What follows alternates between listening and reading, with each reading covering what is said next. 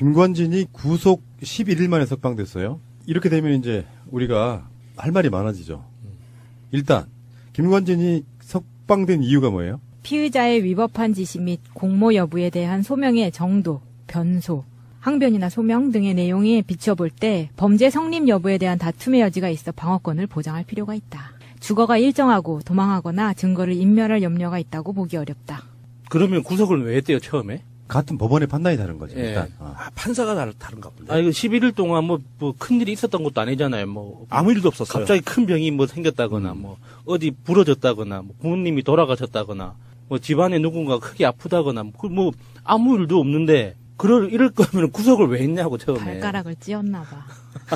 그러니까 처음에 구속영장 발부할 때 영장 판사가 따로 있고 예. 내가 봤을 땐 굉장히 교묘하게 빠져나간 것 같은 느낌인 게 영장 발부는 했어요. 그래서 구속이 됐어요. 그러니까 또 하나의 그게 있잖아요. 구속 적부심이라는 걸 또 할 수 있잖아요. 예. 구속 적부심 판사가 어느 정도 누구라는 것까지 예상된 그거라고 예. 봐요. 이게 딱 설계되지 않고서는 불가능한 거예요. 보통 구속 적부심에는 변호사들이 말린대요. 왜냐면은 구속 적부심 괜히 신청했다가 기각되면 괘씸죄에 찍히기 때문에 판사의 판단 자체를 의심한다는 거잖아요. 구속 적부심 신청 자체가. 네.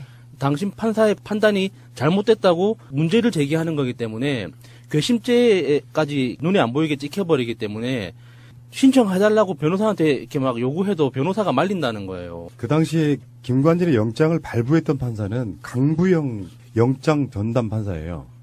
그리고 김관진을 풀어준 판사는 같은 서울중앙지법입니다. 형사합의 51부. 와, 51부면 도대체 몇 부까지 있는 거야? 신광열 수석 부장판사예요. 근데 문제가 있죠. 신광열의 남다른 스펙. 그게 문제는 아니고 우연이라고 봐야 돼요?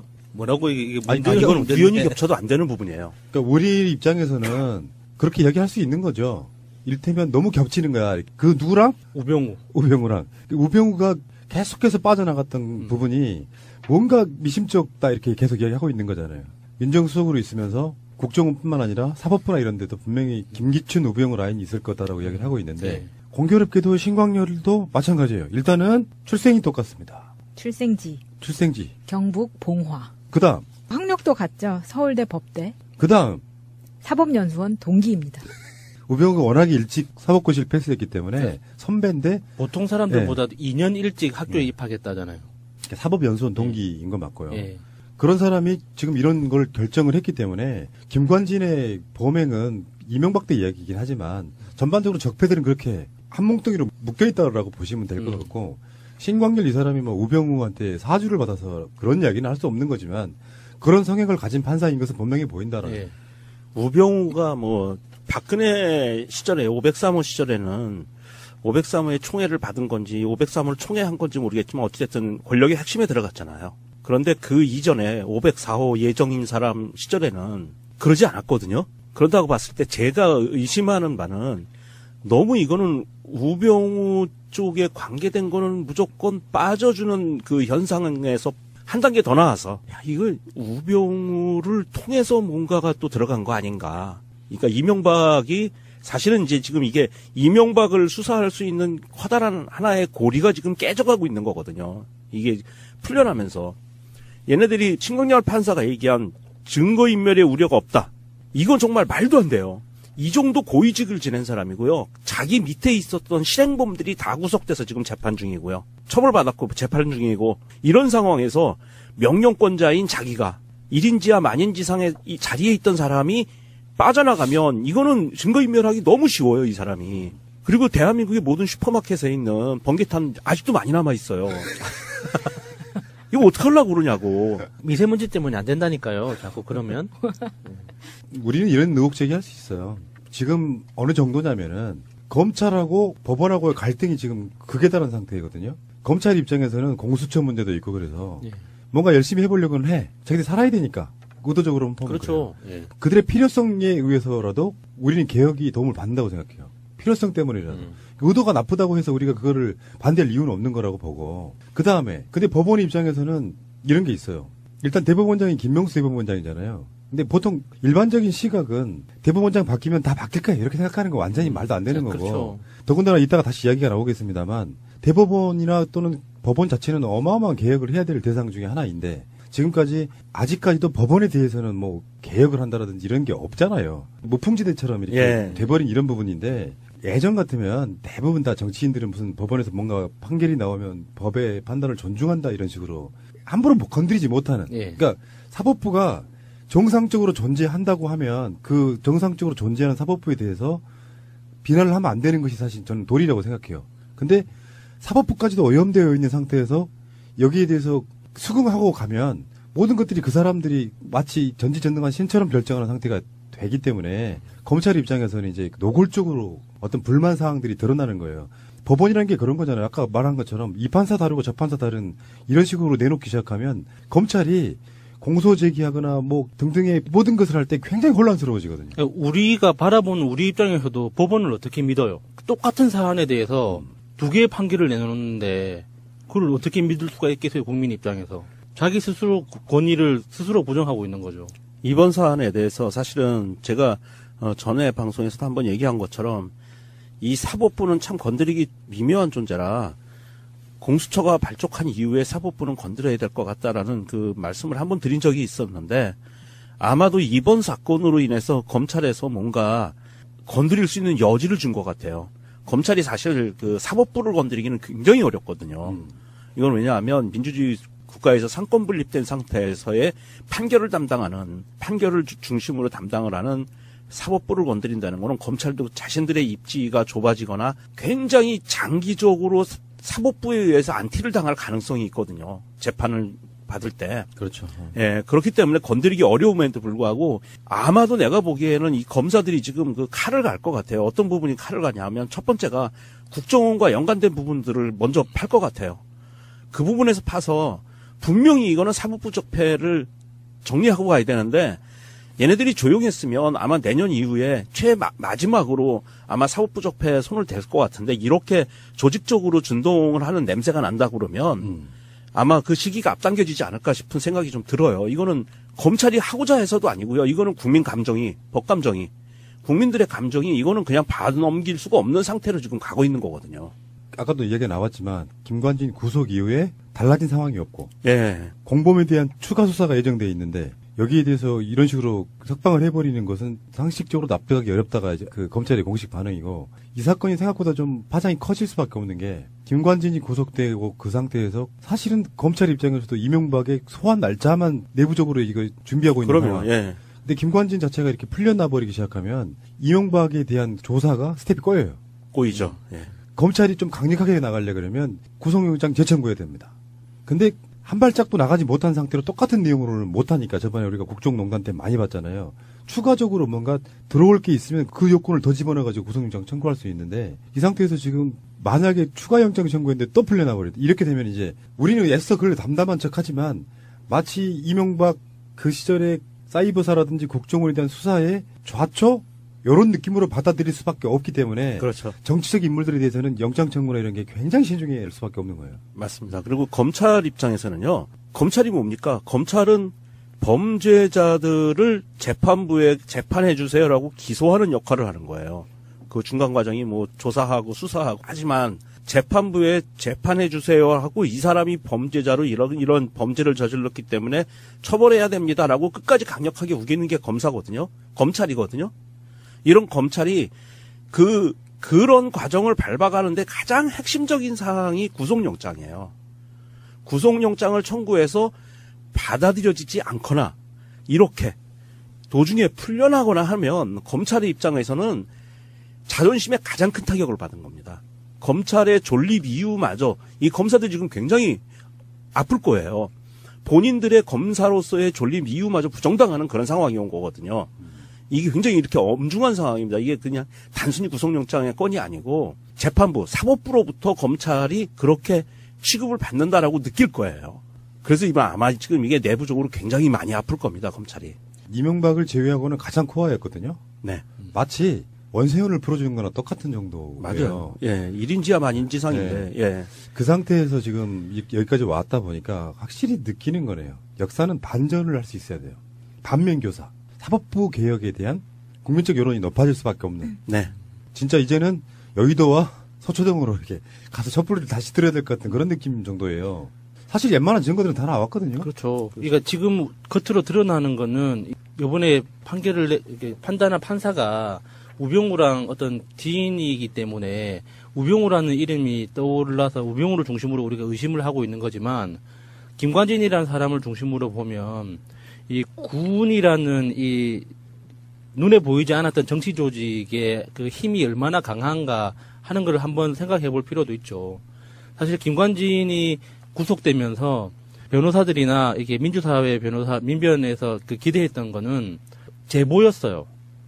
김관진이 구속됨으로써 그동안 김관진을 중심으로 했던 눈에 사조직에 충성했던 사람들의 그 불합리한 대우를 받았던 사람들이 많이 있을 거잖아요. 그 사람들의 어떤 그 직접적인 제보를 할 수 있는 기회가 열렸었는데 김관진이 구속됨으로써 그런데 김관진 주변에 있던 그 다른 세력들이 또 입막음을 했을 거 아니에요. 김관진만 하나 죽으면 됐지 다 죽을 필요는 없으니까. 그래서 그 입막음 했던 그 시도 중에 하나가 요번에 이런 그 다시 석방의 결과로 나타나는 게 아닐까 하는 상상을 할 수밖에 없게 만들고 있어요, 지금. 근데 법알못의 입장에서 오늘 뉴스를 보면 법알못 좋은 편이에요. 전병헌은 구속영장이 발부되고 김관진은 풀렸단 말이에요. 김관진은 계속해서 무죄를 주장하기 때문에 검찰에서 나중에 법원에서도 무죄를 받을 경우에 검찰이 타격을 입는다. 그런데 김관진은 지금 확실한 증거 같은 것도 다 나와 있는 상황인데 왜 이렇게 됐느냐? 예를 들어서 나온 게 김관진이 1일 보고서에 나온 거에 V자로 체크를 표시를 했다는 거예요. 이걸 가지고 과연 지시를 했다고 볼 수 있느냐 없느냐를 따지고 있는 거예요. 근데 그거는 당연히 지시를 했다고밖에 볼 수가 없는 게 자기가 V를 체크했고 자기 보고서에다가 보고를 받은 건데 그렇게까지 봐주면서 전병헌은 왜 제3자 뇌물죄니 전병헌은 똑같이 무죄를 계속해서 얘기를 하고 있는데 너무 다른 결과가 나온 거 아닌가 하는 생각을 해봤어요. 그러니까요. 아주 좋은 지적이세요. 네. 법이라는 게 그래요. 새가 날아든다의 민정수석 유명정 님도 인정하시겠지만 같은 법 조항을 놓고도 가치관에 따라서 해석이 다르단 말이에요. 제가 항상 드리는 말씀이잖아. 법 조항은 세밀할수록 좋아요. 네. 논란의 여지가 없어야 돼. 예, 맞습니다. 가치관에 따라서 문항을 바라보는 시각이 달라져 버리기 때문에 이런 지점에서는 가장 중요한 건 이런 거예요. 판사 자체가 정치화되면 안 돼요. 언론인도 마찬가지. 공정성을 이야기할 수 있는 여러 가지 분야가 있지만 그 대표적으로 국회는 정파적일 수밖에 없지. 그런데 언론이나 법원 같은 데는 정치색 자체가 있으면 안 돼요. 기본적으로. 그래야 누구나 이쪽 사람이 말하는 거, 판결 내리는 거 받아들일 수 있단 말이야. 이 사람은 어느 쪽도 아니야 이런 느낌을 줘야 되기 때문에. 사법부 개혁. 저는 김명수 대법원장 믿거든요. 완전 파격 인사에 가까운 사람이었고요. 푸른 나무님이 두리뭉실하게 이렇게 말씀을 하고 넘어가셨는데 한마디만 공익 첨언 좀 하겠습니다. 전병헌 수석 구속한 건은요. 요건 명확하게 정치적인 판단이 들어간 검사와 판사가 정치적인 판단을 한 거예요. 정치인 수사고 정치인 범죄고 요건 정치적인 사안이야라고 자기들이 판단을 한 거고요. 그다음에 이 김관진 건은요. 이건 정치적인 게 아니고 요건 법률적인 문제야. 법률의 조항의 문제야라고 그리고 증거 능력을 따진 거예요. 그렇기 때문에 얘네들이 양쪽으로 움직인다는 거죠. 판사도. 그러니까 일관되게 움직여야 돼요. 정치인이 범죄를 저질렀어도 범죄 조항으로 따져야 되고 그렇지 않아도 법 조항으로 따져야 돼요. 그게 판사의 역할이고 검사의 역할인데 제가 보기엔 이번에 전병헌 수석관은 검사와 판사가 모두 공히 정치적인 판단을 한 것 같다라는 생각이 들어요. 그러니까 정치적일 수밖에 없는 부분, 그 정치적인 부분들이 너무 개입되는 느낌. 그러니까 판사는 그렇다고 해서 정치적으로 설명하진 않죠. 근데 판결이나 이런 걸 보면 이 사람 정치적이네 이런 느낌 들 때가 있거든요. 그렇죠. 김명수 대법원장이 이제 최근에 일종의 공약 같은 거죠. 대법원장이 되면 뭐를 할 거다 여러 가지 중에 지금 나온 것 중에 하나가 고등법원 부장판사 승진 제도를 내년부터 폐지한답니다. 사실상. 고등법원 부장판사로 승진을 하는 케이스가 뭐냐 하면 1심을 하는 판사의 대장이 2심의 부장판사로 승진을 하는 거예요. 그러면 이게 그렇게 1심과 2심을 그 기준 자체를 1심은 하급 기관, 2심은 조금 더 높은 기관이라고 판단을 해주는 거예요. 자체적으로 논리가. 그래서 1심에서 대장이었다가 2심의 부장판사로 가요. 대장도 아니에요. 부장판사로 가는데 그렇게 하기 때문에 대법원장이나 법원이란 사법부의 전체적인 조직에서 볼 때는 조직 관리가 쉬워요. 저 밑에서부터 순서대로 승진을 시켜주면 내 말 잘 듣는 애들 승진시켜줄 수 있거든요. 그렇기 때문에 이 승진 자체가 1심에서 2심으로 올라가는 승진이라는 개념이 그만큼 조직 관리가 쉬운 방법 중에 하나예요.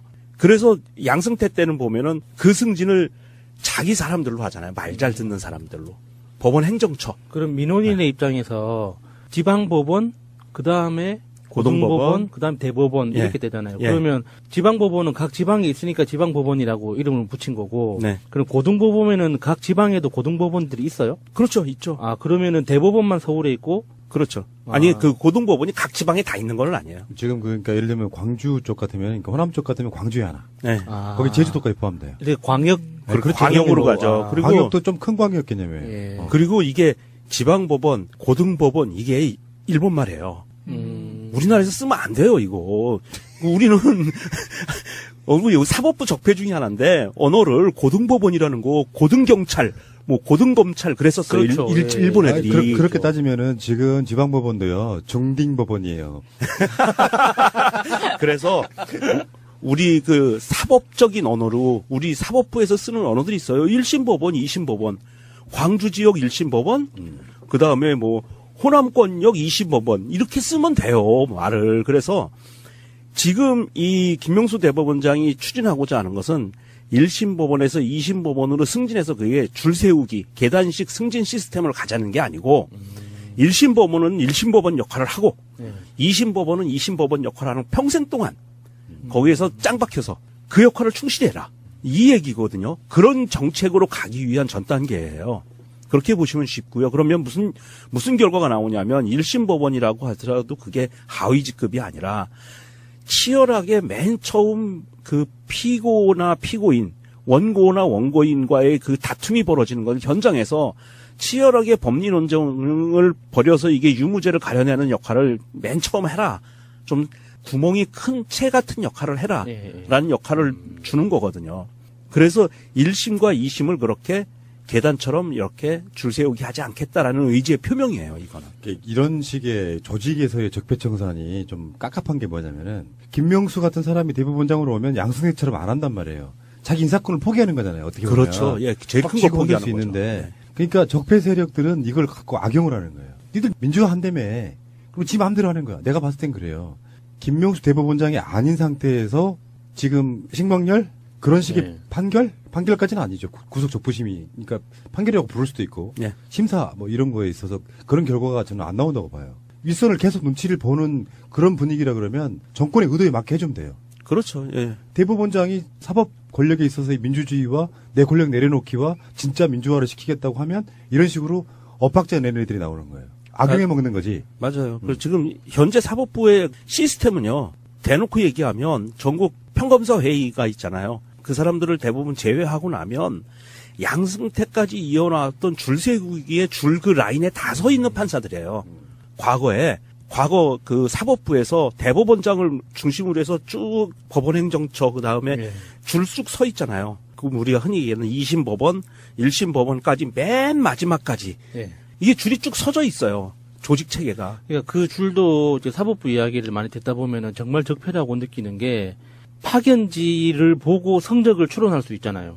그렇죠. 예, 그러니까 그 사법시험 성적, 안 그러면 연수원 성적에 따라서 1등부터 몇 등까지는 어디 배정되고 어디 이 코스가 있더라고요. 성적 등급에 따라서. 네. 그러니까 있죠. 누군가 성적 등급을 매기는 조직은 아무도 없는데 자기들끼리 암묵적인 그 성적 등급이 있어서 그 등급에 따라서 연수원 성적으로 자기 인생을 예측이 가능해지는 거죠. 맞아요. 예, 그런 식으로 이제 하다 보니까 서열화라는 개념이 너무 공고하게 갖춰져 있더라고요.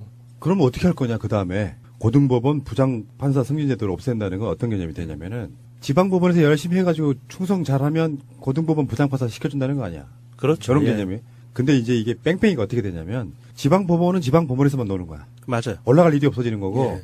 고등법원 판사들은 순환 보직으로 계속 돌아가는 거예요. 승진의 개념이 사라지기 시작해서 그렇죠. 전문성 맞습니다. 영역을 갖기 시작한다는 거죠. 그중에서 정말 주요 요직에 가야 될 사람들만 뽑아 올리는 형태가 될 거예요. 그중에 딱 하나는 바로 대법원의 대법관들이겠죠. 그거는 맞습니다. 약간 좀 사실상은 가장 성공한 사람들의 명예직에 가까워서 대법관 노리고 막 하는 사람들 몇 사람 빼고는 없어요. 엘리트들만 뭐 사법고시 수석, 사법연수원 수석 막 이렇게 해가지고 법원으로 간 그러면서 말도 잘 들어가지고 계속 출세가도를 달렸던 사람들이 언젠가는 대법원에 대법관 간다. 이런 거는 이제 약간 로또 같은 개념이기 때문에 실제로 지방법원 니들은 거기서 그냥 근무해. 그런 방식이 될 거다 이렇게 보는 거고요. 어쨌건 다시 오늘 이야기 원점으로 좀 돌아오면 문제예요. 사실 그런 거 있잖아요. 왜 배심원 제도를 취하는 것은 어떤 측면이냐면 판사의 인권 문제이거든요. 알고 보면 사람을 죽이고 살리는 결정을 네 혼자 하지 말라는 거잖아요. 예. 결론적으로 말해서 신비님이 오늘 나오셨다면 그 이야기했을 거예요. 그러니까 배심원제를 해야 된다고. 네. 기소 배심제. 법원에 가면은 배심원들이 직접 그 상황을 만들어주는. 물론 거기에 적폐도 있기는 해요. 옛날에 그 오제이 심슨 사건 같은 경우는 그런 거잖아요. 배심원제가 좀 악용되는 예, 측면이 있지. 배심원들한테 작업을 했다고 의심을 받죠. 실제로는 근데 그건 정말 특수한 경우고요. 네. 다수 대중이 시각을 갖고 판단 내리는 게 가장 정확할 수 있다고 생각이 들거든요. 네. 맞습니다. 그리고 구속영장 발부하는 것도 사실 담당자가 아니라 당번제가 돼야 되죠. 왜 구속영장 담당 판사가 되는 것 자체가 엘리트 코스 중에 하나라잖아요. 가장 실력이 좋은 사람들이 가는 거쳐가는 자리라고 이렇게 알려져 있는데 그 말이 안 되는 거죠. 다 판사면 다 같은 판사인데 당번제로 돌아가면서 이 가장 그 공평성 시스템과 규정에 의해서 판단하는 게 자리 잡아야지 그걸 왜 몇몇 사람한테 이렇게 몰빵해서 맡기냐고요. 구속영장을 전담하는 판사는요, 사실은 가장 좋은 시스템은 어떤 부분이냐면, 구속영장을 전담하는 판사 풀을 만들어요. 전담 부서. 그래서 만들어서, 거기에 구속을 할 것인지 말 것인지를 잘 판단할 수 있는 그 판사들로 인재 풀을 만들어서, 당번제를 하면은요, 그 당번제를 피해서 청구를 해요. 그런 불합리한 부분들이 있어요. 그래서 저 사람한테 청구하면 이건 100% 나와. 그럼 그 사람을 피하거든요. 청구할 때. 그래서 어떻게 하냐면 인재풀을 만들어 놓고 구속영장 전담 부서를 만들어 놓고 그 안에 10명이건 20명이건 있는 인재풀을 해서 누군가 구속영장을 신청을 하면 그 사람과 관련된 재척 사유가 되는 부분들을 제거하고 그 사람과 고향이 같다. 그 사람 변호사와 고향이 같다. 연수원 동기다. 기타 등등 이런 것들을 겹쳐지는 사람들을 제외하고 무작위 추첨을 하면 돼요. 컴퓨터로. 그래서 그냥 그거는 무작위로 가는 겁니다. 랜덤 형식으로. 네. 그렇게 해서 배정을 해주면 말썽 생길 일도 없고요. 그 다음에 뭔가 뒷손 탈 일도 없어요. 그럼 아주 공평하게 돌아가거든요. 근데 그런 공평하게 돌아갈 수 있는 시스템을 아직까지도 안 갖춰놓고 있는 거죠. 그러니까 이 혁명으로 만들어진 이 시기, 저는 뭐 문재인 정부만의 이야기라고 생각하고 싶지는 않고요. 나라가 모든 패러다임이 다 바뀌어야 되는데 마치 사람들이 하는 가장 많은 적폐가 쌓여있을 수 있는 사법부에 대해서 제대로 된 어떤 개혁 요구가 없다는 게 참 불편한 이야기고요. 시스템이든 사람이든 바꿔내고 나서 재부팅한 다음에 새롭게 시작해야 되는데 가장 걸림돌인데 마침 이상한 판결들을 해주니까 고마운 거지 뭐. 어떻게 보면은 큰 틀에서 보면 그렇다는 거예요. 울고 싶은데 뺨 때렸다는 것처럼. 그런 측면도 있죠. 네. 김관진이 이제 풀려났으니 이명박 수사하기도 힘들어졌겠네로 끝나면 안 된다고. 그렇죠. 이 기회에 그렇다면 사법부 너희들도 수술해줄게. 이렇게 돼야죠. 네. 이국종 교수를 추천드립니다. 그분 칼 쓰는 솜씨가 보통이 아니거든요. 사법부를 수술했더니 신광렬이라는 해충이 있네. 아이고 참. 김관진이 구속 11일 만에 석방됐어요. 이렇게 되면 이제 우리가 할 말이 많아지죠. 일단 김관진이 석방된 이유가 뭐예요? 피의자의 위법한 지시 및 공모 여부에 대한 소명의 정도, 변소, 항변이나 소명 등의 내용에 비춰볼 때 범죄 성립 여부에 대한 다툼의 여지가 있어 방어권을 보장할 필요가 있다. 주거가 일정하고 도망하거나 증거를 인멸할 염려가 있다고 보기 어렵다. 그러면 구속을 왜 했대요, 처음에? 같은 법원의 판단이 다른 거죠. 예. 일단. 아, 판사가 다른가 본데. 아, 이거 11일 동안 뭐 큰일이 있었던 것도 아니잖아요. 뭐. 아무 일도 없었어요. 갑자기 큰 병이 뭐 생겼다거나, 뭐, 어디 부러졌다거나, 뭐 부모님이 돌아가셨다거나, 뭐 집안에 누군가 크게 아프다거나, 뭐, 아무 일도 없는데, 이럴 거면 구속을 왜 했냐고, 처음에. 발가락을 찧었나 봐. 그러니까 처음에 구속영장 발부할 때 영장 판사가 따로 있고, 예. 내가 봤을 땐 굉장히 교묘하게 빠져나간 것 같은 느낌인 게, 영장 발부는 했어요. 그래서 구속이 됐어요. 그러니까 또 하나의 그게 있잖아요. 구속 적부심이라는 걸 또 할 수 있잖아요. 예. 구속 적부심 판사가 어느 정도 누구라는 것까지 예상된 그거라고 예. 봐요. 이게 딱 설계되지 않고서는 불가능한 거예요. 보통 구속 적부심에는 변호사들이 말린대요. 왜냐면은 구속 적부심 괜히 신청했다가 기각되면 괘씸죄에 찍히기 때문에 판사의 판단 자체를 의심한다는 거잖아요. 구속 적부심 신청 자체가. 네. 당신 판사의 판단이 잘못됐다고 문제를 제기하는 거기 때문에 괘씸죄까지 눈에 안 보이게 찍혀버리기 때문에 신청해달라고 변호사한테 이렇게 막 요구해도 변호사가 말린다는 거예요. 그 당시에 김관진의 영장을 발부했던 판사는 강부영 영장 전담 판사예요. 그리고 김관진을 풀어준 판사는 같은 서울중앙지법입니다. 형사합의 51부. 와, 51부면 도대체 몇 부까지 있는 거야? 신광열 수석 부장판사예요. 근데 문제가 있죠. 신광열의 남다른 스펙. 그게 문제는 아니고 우연이라고 봐야 돼요? 뭐라고 이게 아니, 문제는 이건 문제인데. 우연히 겹쳐도 안 되는 부분이에요. 그러니까 우리 입장에서는 그렇게 얘기할 수 있는 거죠. 이를테면 너무 겹치는 거야. 그 누구랑? 우병우. 우병우랑. 우병우가 계속해서 빠져나갔던 부분이 뭔가 미심쩍다 이렇게 계속 이야기하고 있는 거잖아요.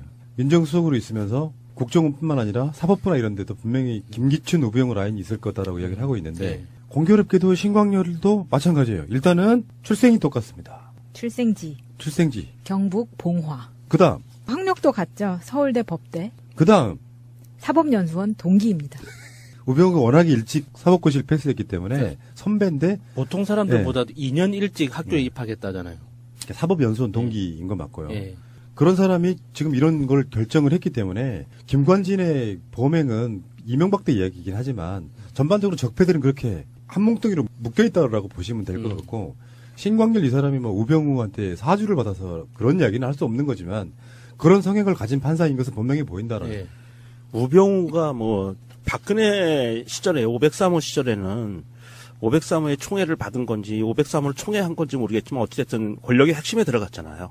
그런데 그 이전에 504호 예정인 사람 시절에는 그러지 않았거든요. 그런다고 봤을 때 제가 의심하는 바는 너무 이거는 우병우 쪽에 관계된 거는 무조건 빠져주는 그 현상에서 한 단계 더 나아서 야, 이걸 우병우를 통해서 뭔가가 또 제 손을 댈 것 같은데 이렇게 조직적으로 준동을 하는 냄새가 난다 그러면 아마 그 시기가 앞당겨지지 않을까 싶은 생각이 좀 들어요. 이거는 검찰이 하고자 해서도 아니고요. 이거는 국민 감정이, 법 감정이, 국민들의 감정이 이거는 그냥 봐넘길 수가 없는 상태로 지금 가고 있는 거거든요.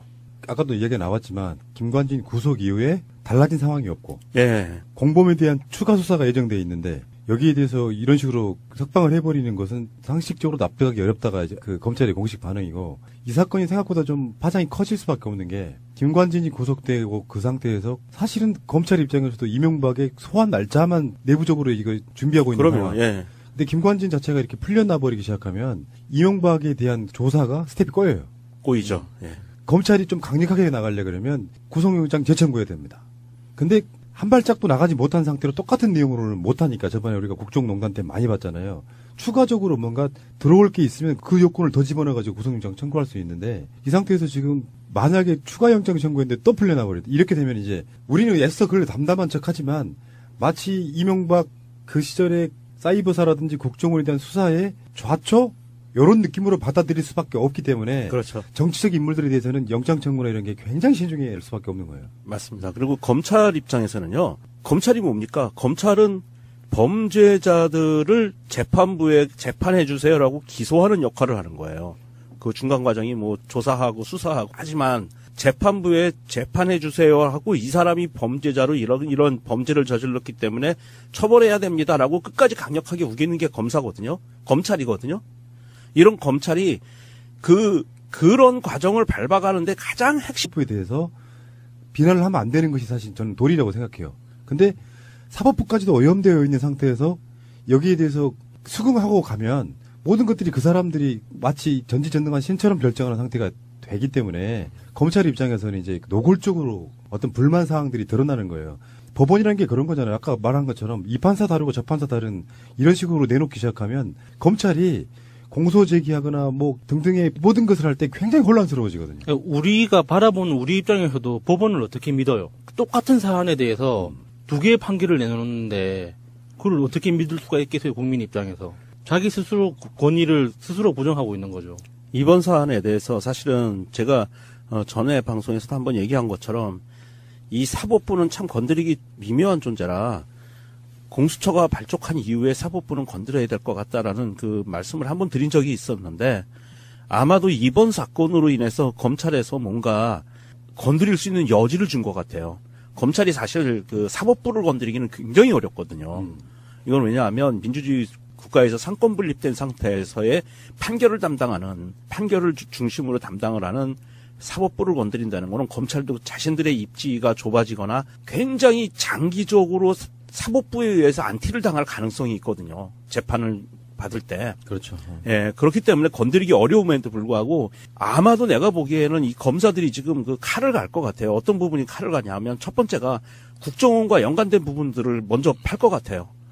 그 부분에서 파서 분명히 이거는 사법부 적폐를 정리하고 가야 되는데 얘네들이 조용했으면 아마 내년 이후에 마지막으로 아마 사법부 적폐에 들어간 거 아닌가. 그러니까 이명박이 사실은 이제 지금 이게 이명박을 수사할 수 있는 커다란 하나의 고리가 지금 깨져가고 있는 거거든요. 이게 풀려나면서 얘네들이 신경열 판사가 얘기한 증거인멸의 우려가 없다. 이건 정말 말도 안 돼요. 이 정도 고위직을 지낸 사람이고요. 자기 밑에 있었던 실행범들이 다 구속돼서 지금 재판 중이고요. 처벌받았고 재판 중이고 이런 상황에서 명령권자인 자기가 1인지하 만인지상의 이 자리에 있던 사람이 빠져나가면 이거는 증거인멸하기 너무 쉬워요, 이 사람이. 그리고 대한민국의 모든 슈퍼마켓에 있는 번개탄 아직도 많이 남아있어요. 이거 어떡하려고 그러냐고. 미세먼지 때문에 안 된다니까요. 자꾸 그러면. 우리는 이런 의혹 제기할 수 있어요. 지금 어느 정도냐면은 검찰하고 법원하고의 갈등이 지금 극에 달한 상태거든요. 검찰 입장에서는 공수처 문제도 있고 그래서 예. 뭔가 열심히 해보려고는 해. 자기들 살아야 되니까. 의도적으로는 보면 그렇죠. 그래요. 예. 그들의 필요성에 의해서라도 우리는 개혁이 도움을 받는다고 생각해요. 필요성 때문이라도. 의도가 나쁘다고 해서 우리가 그거를 반대할 이유는 없는 거라고 보고. 그 다음에 근데 법원 입장에서는 이런 게 있어요. 일단 대법원장이 김명수 대법원장이잖아요. 근데 보통 일반적인 시각은 대법원장 바뀌면 다 바뀔 거야 이렇게 생각하는 거 완전히 말도 안 되는 거고. 그렇죠. 더군다나 이따가 다시 이야기가 나오겠습니다만 대법원이나 또는 법원 자체는 어마어마한 개혁을 해야 될 대상 중에 하나인데 지금까지 아직까지도 법원에 대해서는 뭐 개혁을 한다라든지 이런 게 없잖아요. 무풍지대처럼 이렇게 예. 돼버린 이런 부분인데 예전 같으면 대부분 다 정치인들은 무슨 법원에서 뭔가 판결이 나오면 법의 판단을 존중한다 이런 식으로 함부로 건드리지 못하는. 예. 그러니까 사법부가 정상적으로 존재한다고 하면 그 정상적으로 존재하는 사법